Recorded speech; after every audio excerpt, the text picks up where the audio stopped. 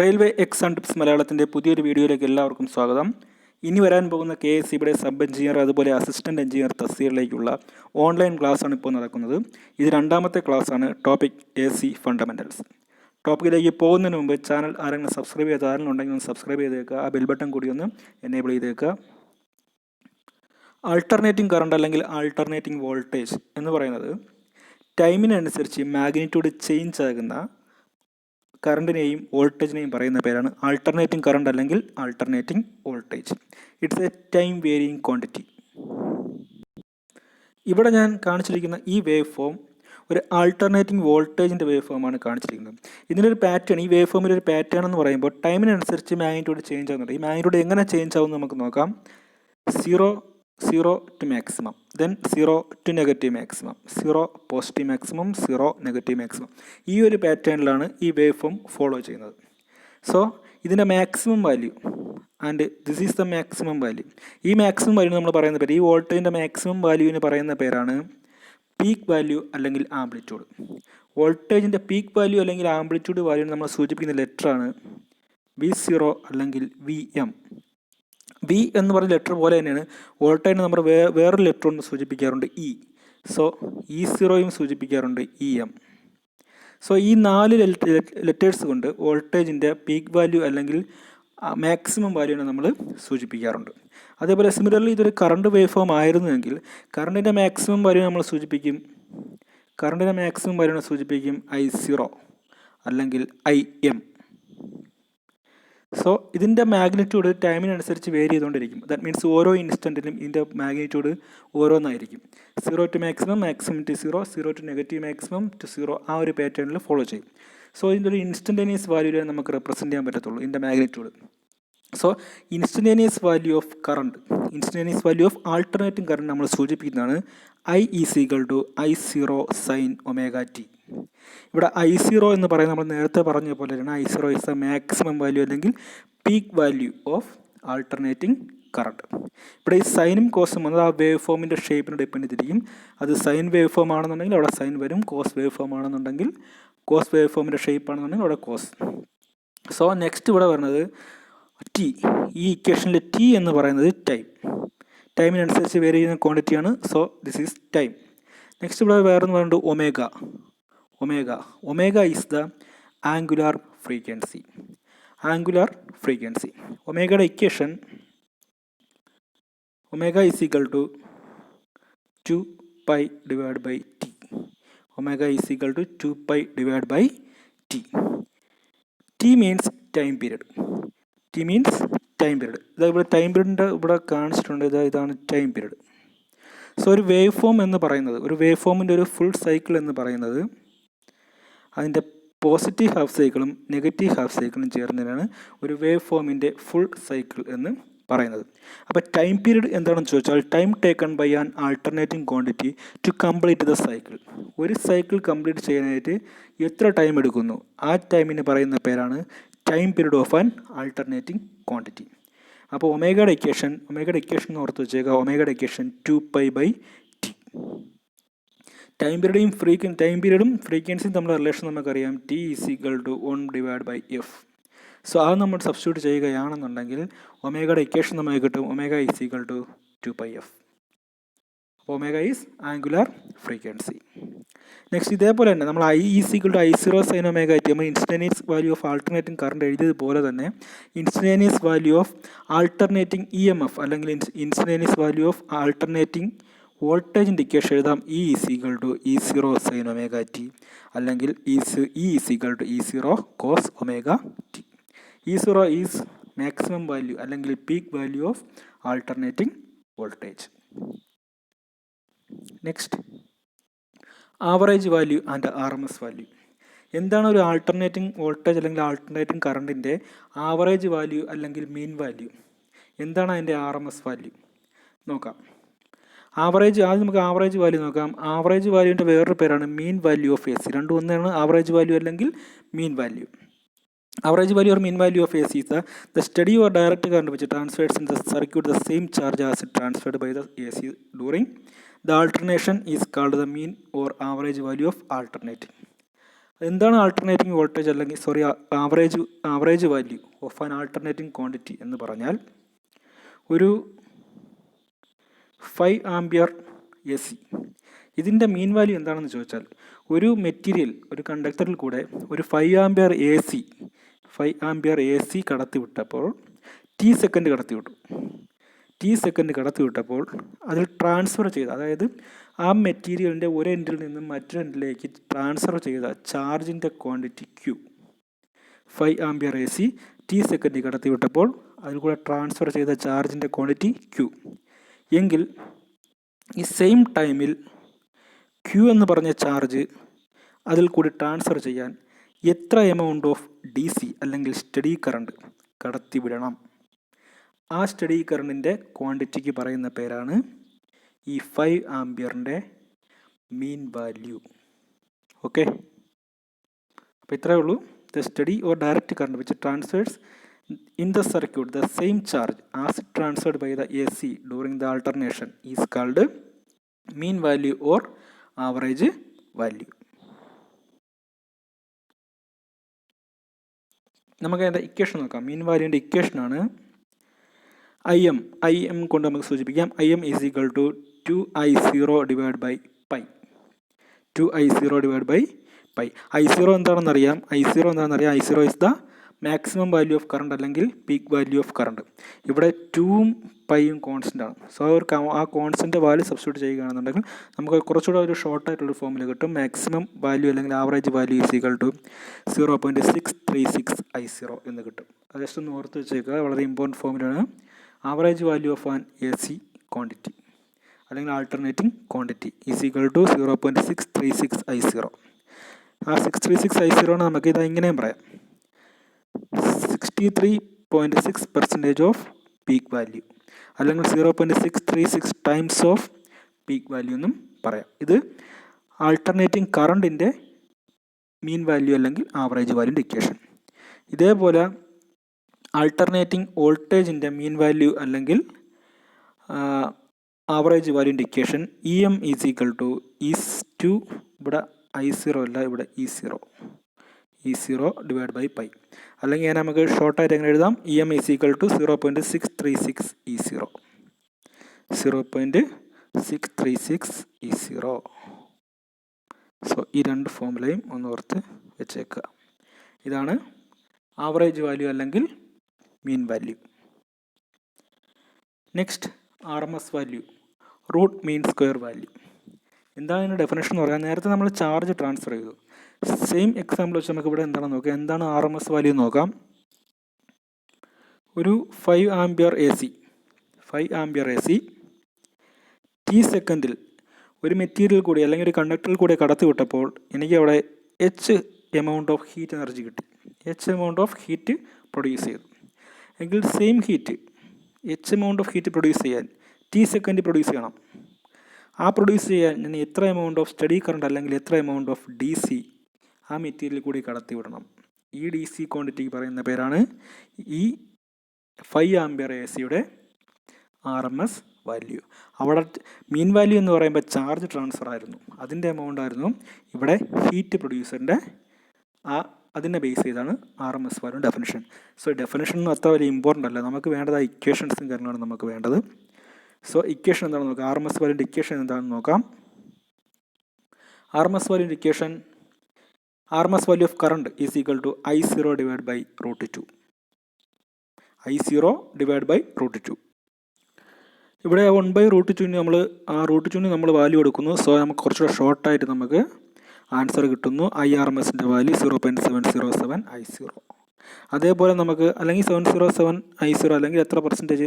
70.7% of its peak value എന്ന് പറയാം.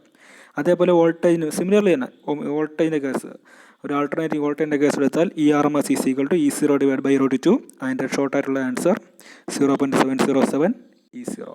Where E0 is the peak value of alternating voltage, where I0 is the peak value of alternating current. അപ്പോൾ RMS വാല്യൂൻ്റെ ഇക്വേഷനും മീൻ വാല്യൂൻ്റെ ഇക്വേഷനും ഓർത്ത് വെച്ചേക്കുക. ഡെഫിനിഷൻ ഇമ്പോർട്ടൻ്റ് അല്ല. ഇത് ജസ്റ്റ് ഒരു റെപ്രസെൻറ്റേഷനാണ്, വേവിൻ്റെ റെപ്രസെൻറ്റേഷനാണ്. Peak value, R M S value, average value തമ്മിലൊരു റിലേഷൻ നോക്കാൻ വേണ്ടിയിട്ടാണ്.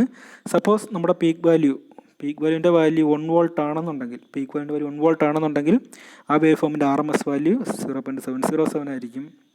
അതേപോലെ ആവറേജ് വാല്യൂ 0.637 ആയിരിക്കും.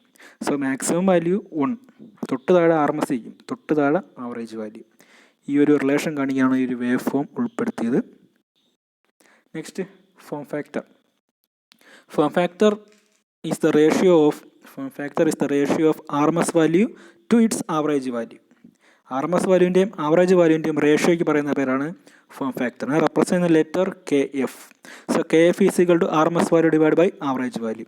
R M S value equation അറിയാം, ആവറേജ് വാല്യൂ ഇക്വേഷൻ അറിയാം. So R M S value equation 0.707 Emax and average value equation 0.637 Emax കട്ടായത് പോകുന്നു. Emax means maximum value അല്ലെങ്കിൽ peak value. നമ്മൾ E0 കൊണ്ട് സൂചിപ്പിക്കത്തില്ലേ, അതേ സെയിം സംഭവമാണ് Emax കൊടുത്തേക്കുന്ന. ക്യാൻസലായി പോകുന്നു. So answer 1.11. ഇതൊരു സൈനസോഡൽ വേവ് ഫോമിൻ്റെ ഫോം ഫാക്ടറിൻ്റെ ഇക്വേഷനാണ് 1.11. ഈ വേവ് ഫോമിന് പല ഷേപ്പ് ഉണ്ട്. സൈൻ ആവുന്നുണ്ട്, കോസ് ആവും, പിന്നെ ട്രയാങ്കുലർ വേവ് ഫോം ഉണ്ട്, ട്രപ്പസോഡൽ വേവ് ഫോം ഉണ്ട്, അതേപോലെ സ്ക്വയർ വേവ് ഫോം ഉണ്ട്. അങ്ങനെ പല ടൈപ്പ് വേവ് ഫോം ഉണ്ട്. ഓരോ വേവ് ഫോം വരുമ്പോഴും ഈ ഫോം ഫാക്ടറിൻ്റെ മാഗ്നിറ്റ്യൂഡ് ചേഞ്ച് ആവാറുണ്ട്. കോമൺലി നമ്മൾ എടുക്കുന്നത് സൈൻ വേവ് ഫോമാണ് എടുക്കുന്നത്. സാധാരണ നമ്മൾ തിയറിയിലെല്ലാം എടുക്കുന്ന സൈൻ വേവ് ഫോം വെച്ചുള്ള ഡെറിവേഷൻസും കാര്യങ്ങളാണ് എടുക്കാറുള്ളത്. സോ ഇതൊരു സൈൻ വേവ് ഫോമിൻ്റെ ഫോം ഫാക്ടർ എത്രയെന്ന് ചോദിച്ചാൽ ആൻസറാണ് 1.11. It is a constant, change ആവില്ല. ഓക്കെ, നെക്സ്റ്റ് നമുക്ക് പോവാം. Next, peak factor. Peak factor is the ratio between peak value to R M S value. Peak value means maximum value. So maximum value ആണ് IM കൊണ്ട് സൂചിപ്പിക്കുന്നത്. Maximum value divide by R M S value. ഇത് കറണ്ടിൻ്റെ peak factor, ഇത് വോൾട്ടേജിൻ്റെ peak factor, EM divide by ERMS. നമുക്ക് just ഒന്ന് step ചെയ്ത് നോക്കാം. അടുത്തൊരു ഇക്വേഷനിലോട്ട് പോവാം. Next, peak factor is equal to IM. ഇനി IRMSൻ്റെ ഇക്വേഷൻ നമുക്കറിയാം, IM ഡിവൈഡ് ബൈ √2. സബ്സ്റ്റിറ്റ്യൂട്ട് ചെയ്യുന്നു. So IM get cancel. So answer is √2. √2ൻ്റെ വാല്യൂ 1.4142. സോ പീക്ക് ഫാക്ടർ, ഒരു സൈനസോഡൽ വേവ് ഫോമിൻ്റെ പീക്ക് ഫാക്ടറിൻ്റെ വാല്യൂ 1.414. നേരത്തെ നമ്മൾ ഫോം ഫാക്ടർ പഠിച്ചു, അതിൻ്റെ വാല്യൂ 1.11. സോ ഈ രണ്ട് കോൺസ്റ്റൻറ്റ് വാല്യൂസ് മറന്നു പോകരുത്. ഒരു ആൾട്ടർനേറ്റിംഗ് ക്വാണ്ടിറ്റിയുടെ സൈൻ വേവ് ഫോം ആണെന്നുണ്ടെങ്കിൽ, സൈൻ വേവ് ഫോം ഷേപ്പിലുള്ള ഒരു ആൾട്ടർനേറ്റിംഗ് ക്വാണ്ടിറ്റിയുടെ ആൾട്ടർനേറ്റിംഗ് കറണ്ട് ആയാലും ആൾട്ടർനേറ്റിംഗ് വോൾട്ടേജ് ആയാലും അതിൻ്റെ ഫോം ഫാക്ടറിൻ്റെ വാല്യൂ 1.11 ആൻഡ് പീക്ക് ഫാക്ടറിൻ്റെ വാല്യൂ 4142. ഓക്കെ, നെക്സ്റ്റ് കുറച്ച് ഷേപ്പുകളും, കുറച്ച് വേവ് ഫോമിൻ്റെ ഷേപ്പുകളും അതിൻ്റെ RMS value, mean value, form factor, crest factor. അല്ലെങ്കിൽ പീക്ക് ഫാക്ടറിൻ്റെ വേറൊരു പേരാണ് ക്രെസ്റ്റ് ഫാക്ടർ. പീക്ക് ഫാക്ടർ അല്ലെങ്കിൽ പീക്ക് ഫാക്ടറിൻ്റെ വേറൊരു പേരാണ് ക്രെസ്റ്റ് ഫാക്ടർ.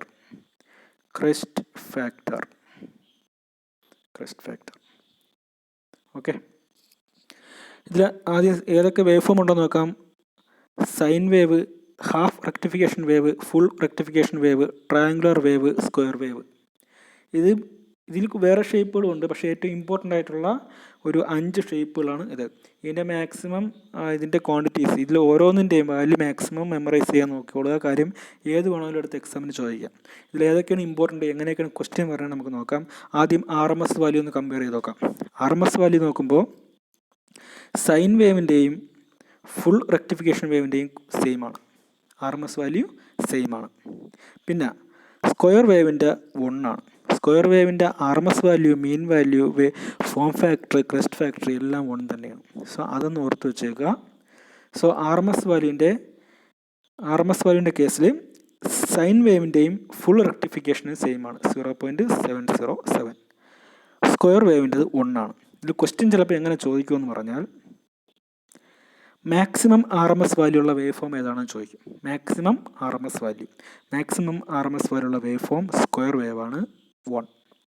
മിനിമം ഏതാണെന്ന് ചോദിക്കും. മിനിമം ഹാഫ് റെക്ടിഫിക്കേഷൻ വേവാണ്, 0.5. സോ അതൊന്ന് ഓർത്ത് വെച്ചേക്കുക. നെക്സ്റ്റ്, മീൻ വാല്യൂൻ്റെ കേസ് നോക്കാം. മീൻ വാല്യൂൻ്റെ കേസിൽ സൈൻ വേവിൻ്റെയും ഫുൾ റെക്ടിഫിക്കേഷൻ ഉണ്ട്. അതായത് ഇതും സെയിം 0.637 ആണ്. ഇതിന് നേരെ പകുതി വരും ഹാഫ് റെക്ടിഫിക്കേഷൻ്റെ മീൻ വാല്യൂ 0.318. ഈ ഒരു രീതിയിലൊന്ന് ഓർത്ത് വെച്ചേക്കാം. അതേപോലെ സ്ക്വയർ വേവിൻ്റെ ഇവിടെയും 1 ആണ്. ഇത് 1 തന്നെയാണ്. അതേപോലെ മാക്സിമം വാല്യൂവും 1 തന്നെയാണ്. അതുകൊണ്ട് mean value, maximum mean value ഉള്ള ഏത് വേവ് ഫോം ആണെന്ന് ചോദിച്ചാൽ അതിൻ്റെ ആൻസറും സ്ക്വയർ വേവ് 1 ആണ്. ഏറ്റവും കുറവ് ഏതാണെന്ന് ചോദിച്ചാൽ നേരത്തെ പോലെയാണ് half rectification 0.318. Okay, next form ഫാക്ടറിൻ്റെ കമ്പാരിസണിലോട്ട് നോക്കാം. ഫോം ഫാക്ടർ കമ്പാരിസണിൽ മാക്സിമം വാല്യൂ വരുന്നത് ഹാഫ് റെക്ടിഫിക്കേഷനിലാണ് 1.571. ഏറ്റവും സ്മാളസ്റ്റ് ഇവിടെ സ്ക്വയർ വേവ് ആണ് 1. അത് ഓർത്ത് വെച്ചേക്കുക. അതേപോലെ ക്രസ്റ്റ് ഫാക്ടർ അല്ലെങ്കിൽ പീക്ക് ഫാക്ടർ ഉണ്ട്. പീക്ക് ഫാക്ടറിൻ്റെ മാക്സിമം വാല്യൂ ഹാഫ് റെക്ടിഫിക്കേഷൻ വേവിനാണ്. അതേപോലെ ഏറ്റവും കുറഞ്ഞ വാല്യൂ, ഏറ്റവും സ്മാൾ വാല്യൂ സ്ക്വയർ വേവിനാണ്. ഇതിൽ ഏറ്റവും ഇമ്പോർട്ടൻ്റ് സ്ക്വയർ വേവ് ആണ്. സ്ക്വയർ വേവ് എല്ലാം സെയിം ആണ്. ചിലപ്പോൾ ചില എക്സാമിന് ചോദിച്ചിട്ടുണ്ട് RMS വാല്യൂ മീൻ വാല്യൂയും സെയിം ആയിട്ടുള്ള ഏത് വേവ് ഫോം ആണെന്ന് ചോദിച്ചിട്ടുണ്ട്. RMS value mean value same ആയിട്ടുള്ള വേവ് ഫോം ആണ് സ്ക്വയർ വേവ് ഫോം. കാര്യം ഇതിൽ RMS വാല്യൂ മീൻ വാല്യൂ മാത്രമല്ല, RMS value mean value form factor crest factor എല്ലാം എത്ര തന്നെയാണ് 1. അതൊന്ന് ഓർത്ത് വെച്ചേക്കുക. Next AC power. AC പവറിൻ്റെ equation P = VI cos phi. VI cos phi ഇത് ആവറേജ് പവറാണ്. ഒരു AC സർക്യൂട്ടുള്ള ആവറേജ് പവറാണ് VI cos phi. ഇവിടെ V എന്ന് പറഞ്ഞാൽ RMS വോൾട്ടേജ്, I എന്ന് പറഞ്ഞാൽ RMS കറണ്ട്, cos phi എന്ന് പറഞ്ഞാൽ പവർ ഫാക്ടർ. പവർ ഫാക്ടറിനെ പറ്റി നമുക്ക് പഠിക്കാം. പവർ ഫാക്ടർ ഈ ഫൈ എന്ന് പറഞ്ഞാൽ it's angle between current and voltage. ഈ ഒരു AC പവർ അല്ലെങ്കിൽ ഒരു RMS വോൾട്ടേജിനൊക്കെ നമ്മൾ പറ്റി പറയുമ്പോൾ ഒരു ക്വസ്റ്റ്യൻ ചോദിക്കാറുണ്ട്. നമ്മൾ സാധാരണ ഡൊമസ്റ്റിക് സപ്ലൈയിലൊക്കെ വീട്ടിലൊക്കെ എത്ര സപ്ലൈ കിട്ടുന്നത് നമ്മൾ പറയാറുണ്ട്. 230 വോൾട്ട് അല്ലെങ്കിൽ 240 വോൾട്ട് ഡൊമസ്റ്റിക് സപ്ലൈ എന്നൊക്കെ നമ്മൾ പറയാറുണ്ട്. അപ്പോൾ ചിലപ്പോൾ ക്വസ്റ്റ്യൻ ചോദിക്കാറുണ്ട് ഈ 240 വോൾട്ട് എന്ന് പറയുന്നത്, നമ്മളിപ്പോൾ ഒരുപാട് ടൈപ്പ് പവറിനെ പറ്റി പഠിച്ചായിരുന്നു. ചിലപ്പോൾ അവർ ചോദിക്കും ഇത് ആവറേജ് പവറാണോ, അല്ലെങ്കിൽ 240 വോൾട്ട്, ഓക്കെ 240 വോൾട്ടിനെ പറ്റി ചോദിക്കും. അപ്പോൾ അവർ ചോദിക്കാറുണ്ട് ഇത് എന്ത് ടൈപ്പ് വോൾട്ടേജ് ആണെന്ന് ചോദിക്കും. നമ്മൾ ഒരുപാട് ടൈപ്പ് വോൾട്ടേജിനെ പറ്റി പഠിച്ചു. പീക്ക് വോൾട്ടേജ് പഠിച്ചു, അതേപോലെ മീൻ വോൾട്ടേജ് പഠിച്ചു, അല്ലെങ്കിൽ ആവറേജ് വോൾട്ടേജ് പഠിച്ചു, RMS വോൾട്ടേജ് പഠിച്ചു. ഈ 240 വോൾട്ട് എന്ന് പറയുന്നത് പീക്ക് വോൾട്ടേജ് ആണോ അല്ലെങ്കിൽ ആവറേജ് വോൾട്ടേജ് ആണോ അല്ലെങ്കിൽ RMS വോൾട്ടേജ് ആണോ, ഏതായിരിക്കും? നമ്മൾ ഈ ഡൊമസ്റ്റിക് സപ്ലൈയിൽ പറയുന്ന ഈ 240 വോൾട്ട് അല്ലെങ്കിൽ 230 വോൾട്ട് എന്ന് പറഞ്ഞാൽ ഇറ്റ്സ് എ RMS വോൾട്ടേജ്. അത് ചോദിക്കാറുണ്ട്. അതൊന്ന് ഓർത്ത് വെച്ചേക്കുക. Next apparent power. പവർ നമുക്ക് ഒരുപാട് ടൈപ്പ് പവർ പഠിക്കാനുണ്ട്. അതിൽ number 1 apparent power. Apparent power it is the product of voltage and current in AC circuit. ഒരു AC സർക്യൂട്ട് കടന്നു പോകുന്ന കറണ്ടിൻ്റെയും വോൾട്ടേജിൻ്റെയും പ്രോഡക്റ്റ് പറയുന്ന പേരാണ് അപ്പാരൻറ്റ് പവർ. അപ്പോൾ അപ്പാരൻറ്റ് പവറിൻ്റെ equation it is the voltage into current. വോൾട്ടേജിനെ E എന്ന് ലെറ്റർ സൂചിപ്പിക്കുന്നു, കറണ്ടിനെ I കൊണ്ട് സൂചിപ്പിക്കുന്നു. ഓക്കെ, അപ്പോൾ ഇതിൻ്റെ യൂണിറ്റ് എന്ന് പറയുന്നത് വോൾട്ടേജിൻ്റെ യൂണിറ്റ് വോൾട്ട്, കറണ്ടിൻ്റെ unit ampere. Volt ampere is the unit of apparent power. Unit important ആണ്. അപ്പാരൻറ്റ് പവറിൻ്റെ യൂണിറ്റ് വോൾട്ട് ആംപിയർ. കുറച്ചുകൂടെ വലിയ എമൗണ്ട് ആണെന്നുണ്ടെങ്കിൽ അതിന് നമ്മൾ KVA കിലോ വോൾട്ട് ആംപിയർ എന്ന് പറയും. അപ്പോൾ apparent power means product of voltage and current through an AC circuit. And equation voltage into current, unit volt ampere. കുറച്ചുകൂടെ വലിയ യൂണിറ്റ് കിലോ വോൾട്ട് ആംപിയർ, മറന്നു പോകരുത് KVA. Next real power. Real power എന്താണെന്ന് പറയാം. അതിനു മുമ്പ് നമുക്ക് ഇക്വേഷൻ നോക്കാം. റിയൽ പവർ എന്ന് പറയുമ്പോൾ apparent power into cos phi. Cos phi എന്താണെന്ന് നേരത്തെ പറഞ്ഞായിരുന്നു, power factor. Apparent power into power factor, ഇതിനാണ് നമ്മൾ റിയൽ പവർ എന്ന് പറയുന്നത്. അപ്പാരൻറ്റ് പവറിൻ്റെ ഇക്വേഷൻ അറിയാം, E ഇൻറ്റു I. പവർ ഫാക്ടറിൻ്റെ equation cos phi. EI cos phi. അപ്പോൾ റിയൽ പവറിൻ്റെ ഇക്വേഷനാണ് EI കോസ് ഫൈ. ഇതിൻ്റെ യൂണിറ്റ് എന്ന് പറയുന്നത് വാട്ടാണ്. കുറച്ചുകൂടെ വലിയ യൂണിറ്റ്, കുറച്ചുകൂടെ വലിയ ക്വാണ്ടിറ്റി ആണെന്നുണ്ടെങ്കിൽ നമ്മൾ കിലോ വാട്ടിലും പറയും. നേരത്തെ വോൾട്ട് ആംപിയർ ആയിരുന്നു, അപ്പാരൻറ്റ് പവറിൻ്റെ കേസിൽ വോൾട്ട് ആംപിയർ ആയിരുന്നു. ഇവിടുത്തെ യൂണിറ്റ് വാട്ടാണ്. റിയൽ പവറിൻ്റെ unit watt. Unit is important. Watt അല്ലെങ്കിൽ kilo watt. Apparent power into power factor. Next reactive power. Reactive പവറും എന്താണെന്ന് പറയാം. ഇക്വേഷനിലോട്ട് പോകാം. റിയാക്റ്റീവ് പവറിൻ്റെ equation apparent power into sine phi ആണ്. നേരത്തെ കോസ് ഫൈ ആയിരുന്നു, റിയാക്റ്റീവ് പവർ ആകുമ്പോൾ sine phi. So E I sine phi ആണ് ഇതിൻ്റെ ഇക്വേഷൻ, റിയാക്റ്റീവ് പവറിൻ്റെ ഇക്വേഷൻ. യൂണിറ്റ് നോക്കുക VAR അല്ലെങ്കിൽ വോൾട്ട് ആംപിയർ റിയാക്റ്റീവ്. ഇതാണ് റിയാക്റ്റീവ് പവറിൻ്റെ യൂണിറ്റ്. കുറച്ചുകൂടെ വലിയ യൂണിറ്റ് ആണെന്നുണ്ടെങ്കിൽ KVAR, kilo volt ampere reactive എന്ന് പറയും. സോ 3 ടൈപ്പ് പവർ പഠിച്ചു. Apparent power, real power, reactive power. Apparent power എന്താണെന്ന് അറിയാം, voltage into current, product of voltage and current through an AC circuit.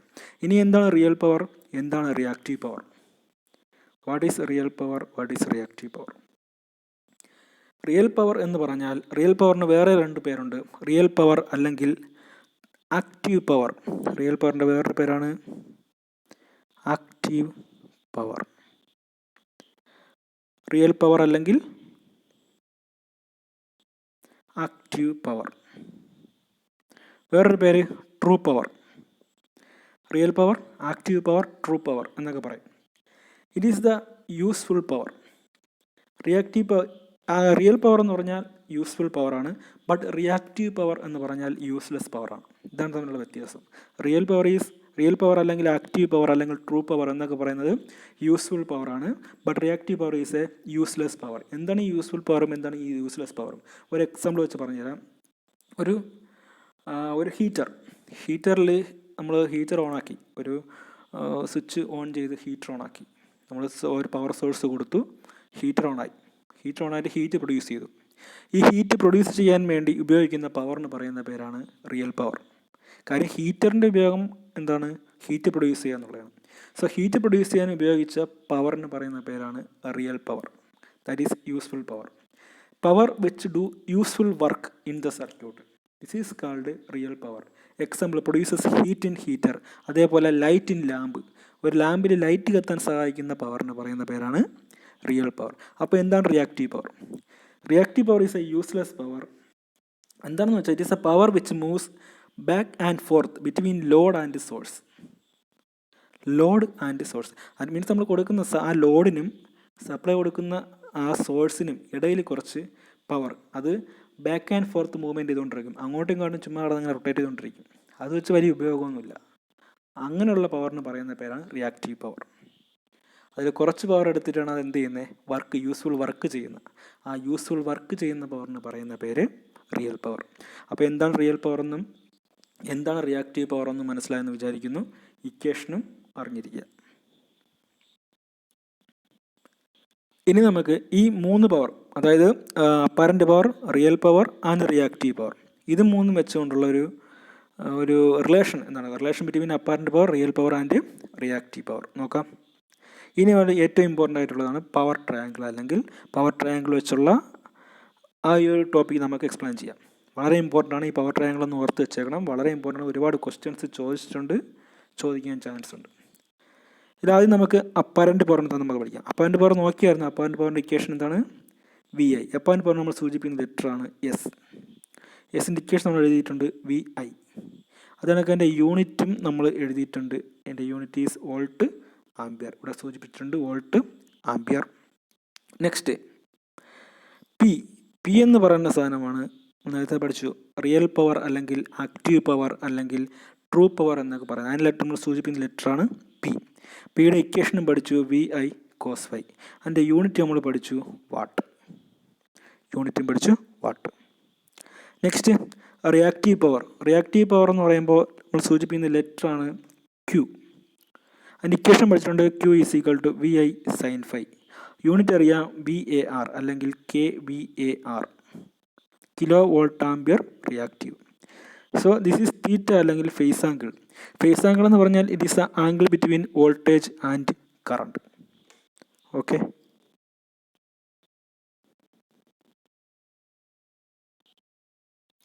Next പിയുടെ equation നമുക്കറിയാം. പിയുടെ equation is a V I cos phi. ഇതിൽ നിന്നും cos phi എടുക്കാം. Cos ഫൈയുടെ equation is equal to P divide by V I. So cos phi എന്താണെന്ന് നമുക്കറിയാം. Cos phi is a power factor. അപ്പോൾ പവർ ഫാക്ടറിൻ്റെ ഒരു ഇക്വേഷൻ നമുക്ക് കിട്ടി. പവർ ഫാക്ടറിൻ്റെ ഒരു ഇക്വേഷൻ പഠിച്ചു, P divide by V I. What is P? P is the active power. V I എന്ന് പറഞ്ഞാൽ അപ്പാരൻറ്റ് പവർ. സോ കോസ് ഫൈയുടെ ഒരു ഇക്വേഷനാണ് active power divide by apparent power. P എന്ന് പറഞ്ഞാൽ ആക്റ്റീവ് പവർ, വി ഐ എന്ന് പറഞ്ഞാൽ അപ്പാരൻറ്റ് പവർ. അത് ഇവിടെ കൊടുത്തിട്ടുണ്ട്. ആക്റ്റീവ് പവർ അല്ലെങ്കിൽ എൻ്റെ വേറൊരു പേരാണ് ട്രൂ പവർ. അപ്പോൾ power factor is equal to true power divide by apparent power. True power divide by apparent power. So first equation P divide by V I. Second equation true power divide by apparent power. Next നമുക്കൊരു unit വെച്ച് നോക്കാം. True power അല്ലെങ്കിൽ active power അതിൻ്റെ unit നമുക്കറിയാം, വാട്ടാണെന്ന് നമുക്കറിയാം. So kilo watt അല്ലേ. So cos ഫൈയുടെ വേറൊരു ഇക്വേഷൻ ട്രൂ പവറിൻ്റെ unit kilo watt. Next apparent പവറിൻ്റെ unit kilo volt ampere. So cos ഫൈക്ക് വേറൊരു ഇക്വേഷൻ കിട്ടി, K W divide by K V A. So 3 equation പഠിച്ചിരിക്കുന്നു. First equation P divide by V I. Second equation true power divide by apparent power. Third equation K W divide by K V A. So 3 equation for power factor. Next cos ഫൈയുടെ വേറൊരു equation R divide by Z. R എന്താണെന്ന് വെച്ചാൽ resistance, Z എന്താണെന്ന് ചോദിച്ചാൽ impedance. ഇംപിഡൻസിനെ പറ്റി നമുക്ക്, റെസിസ്റ്റൻസിനെ പറ്റി നമ്മൾ കഴിഞ്ഞ ക്ലാസ്സിൽ നോക്കിയായിരുന്നു. ഇംപിഡൻസ് എന്താണെന്ന് നമുക്ക് നെക്സ്റ്റ് ക്ലാസ്സിൽ നോക്കാം. ജസ്റ്റ് ഇപ്പോൾ ഒന്ന് അറിഞ്ഞിരിക്കുക, Z is the impedance. So ratio between resistance and impedance എന്ന് വേണമെങ്കിൽ നമുക്ക് പറയാം. സോ 4 ഇക്വേഷൻസും പഠിച്ചേക്കുക പവർ ഫാക്ടറിനുള്ളത്. P divide by V I, K W divide by K V A, true power divide by apparent power, R divide by Z. So ഈ കാര്യം ഇത് വേണ്ട. Okay, this is cos phi power factor. Next ഇതൊരു right angle triangle ആണ്. So this is hypotenuse. Hypotenuse S is equal to root P square divide by Q square.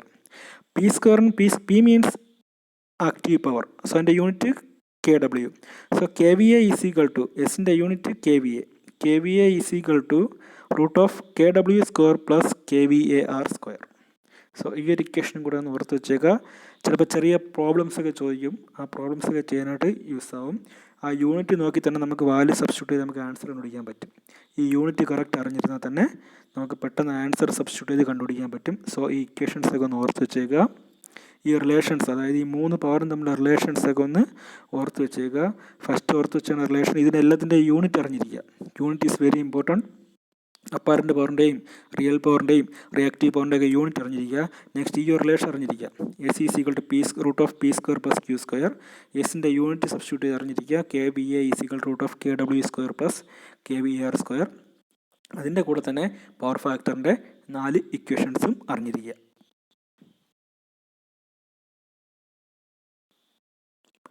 Next one power factor. Power factor നമുക്ക് പല രീതിയിൽ നമ്മൾ define ചെയ്തു, പല equations പഠിച്ചു, 4 equations ഒക്കെ പഠിച്ചു. ഇനി പവർ ഫാക്ടറിനെ പറ്റി എന്താണ് എക്സ്ട്രാ അറിയാനുള്ളത് നമുക്ക് നോക്കാം. പവർ ഫാക്ടർ എന്ന് പറഞ്ഞാൽ it is the cosine of angle between voltage and current. നേരത്തെ പഠിച്ച രണ്ടാമത്തെ equation resistance, ratio of resistance and impedance നമ്മൾ പഠിച്ചായിരുന്നു. ആർ ഡിവൈഡ് ബൈ ഇസഡ് എന്ന് പഠിച്ചായിരുന്നു. Next the ratio of real power divide by apparent power. നേരത്തെ നമ്മൾ പഠിച്ചു റിയൽ പവർ അല്ലെങ്കിൽ true power divide by apparent power എന്ന് പഠിച്ചായിരുന്നു. സോ അത് നമ്മൾ പഠിച്ചു. Next the value of power factor can never be more than unity. Unity means 1. Power ഫാക്ടറിൻ്റെ വാല്യൂ 1നേക്കാട്ടി കൂടില്ല. സോ പവർ ഫാക്ടറിൻ്റെ റേഞ്ച് എന്ന് പറയുന്നത് 0 to 1 ആണ്. എക്സാമിന് ചോദിച്ചിട്ടുണ്ട്, മുൻ വർഷങ്ങളിൽ എക്സാമിന് ചോദിച്ചിട്ടുള്ള ക്വസ്റ്റൻ ആണ്. What is the range of power factor? 0 to 1. That means power ഫാക്ടറിൻ്റെ ഏറ്റവും കുറഞ്ഞ വാല്യൂ 0 ആണ്, മാക്സിമം വാല്യൂ 1 ആണ്.